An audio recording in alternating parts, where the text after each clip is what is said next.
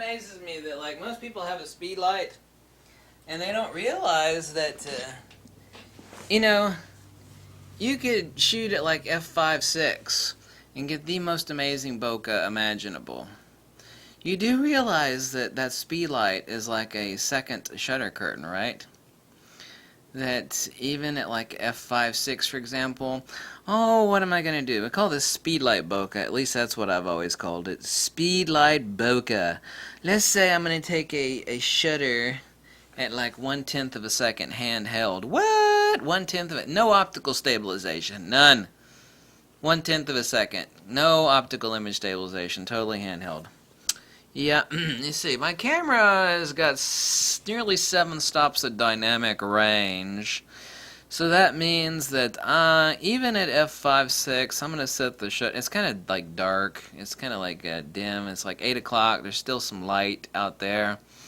Really. Yeah, I want to shoot this person about 15 feet away.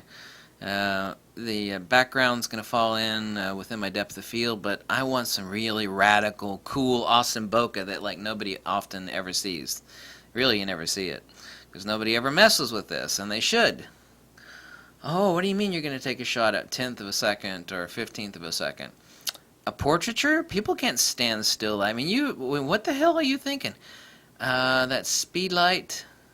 Yeah, you see that. Yeah, you see what that does is the speed of light captures my foreground, my subject, just like that. I don't care what my shutter speed is. The shutter speed of your subject with a speed light, if you're shooting in dim lighting, is the speed of light. I am going to underexpose my background by about 4 to 5 stops. That's within the dynamic range of my camera. And I'm going to pose my model however I want. I don't care if there's a little bit of initial blur on her as the subject, because she's not lit at all, or he's not lit, or you know, the baby. Yeah, fascinating bokeh. Front shutter curtain release, rear shutter curtain sync on the Speedlight. Doesn't make any difference. Bokeh blur from Speedlight. Speedlight bokeh. What is Speedlight bokeh? Let me see. I'm hand holding it. I'm at 15th of a second. Yeah, okay. 4 stops under. Yeah, that's still within the dynamic range of my ambient, my background. Yeah, I get you, but you know, a 15th of a second handheld, you know. Are you getting it? You got 2 shutters here. The shutter that's capturing the ambient, and the second shutter is the speed of light, which comes out of your speed light. It's going to capture your subject. You're going to get fascinating bokeh. Depends on exactly what sort of background bokeh you got, obviously. I mean, if it's really dull, you got nothing there. What if it's traffic lights? You know? What if it's city lights? 1/10 of a second?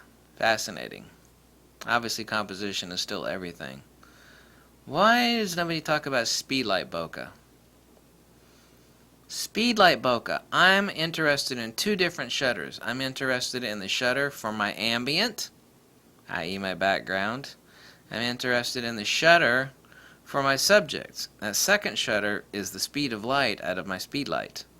I don't care if I'm hand holding at 15th of a second. That's what I'm going for. I can produce some amazing results. Imagine like it's 9 o'clock and you have your subjects backing up to some hills. You know, you can see the light. It's really fading. Okay, 4 or 5 stops under, or you can use an ND filter, or you can, if you're doing high-speed sync with the leaf shutter, which is why the X100T with the leaf shutter is so incredible. The fact that you can really crush the ambient light, and you can do this sort of crap in the daylight. That's amazing. And you can do this stuff when you've got really decent ambient light. You could drop in the 3-stop ND filter. Wow. Not only am I underexposing, but I can also drop in the 3-stop ND filter. I could do some handheld shots with some incredible Speedlight bokeh, or flash bokeh. It doesn't matter what you want to call it. People don't realize that. They don't realize that a Speedlight is a second shutter. It's like, oh, you can't shoot that portrait shot at a 15th of a second handheld with no optical image stabilization? Why the hell not, bitch? Why the hell not? You get some amazing results.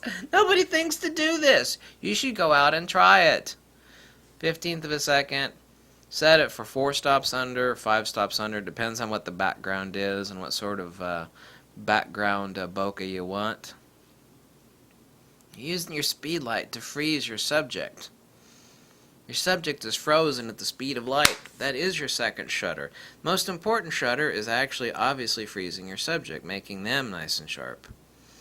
I'm not worried about a little bit of shake and blur. That's what the hell I want on my primary shutter inside the camera. Speedlight bokeh. Why does nobody talk about Speedlight bokeh? Why?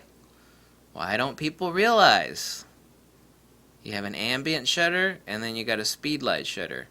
And if you could drop the exposure down or shoot in low light situations, why? Why does nobody talk about this? The results that come from it, if you do it right, are amazing. Try it yourself, okay? Bye.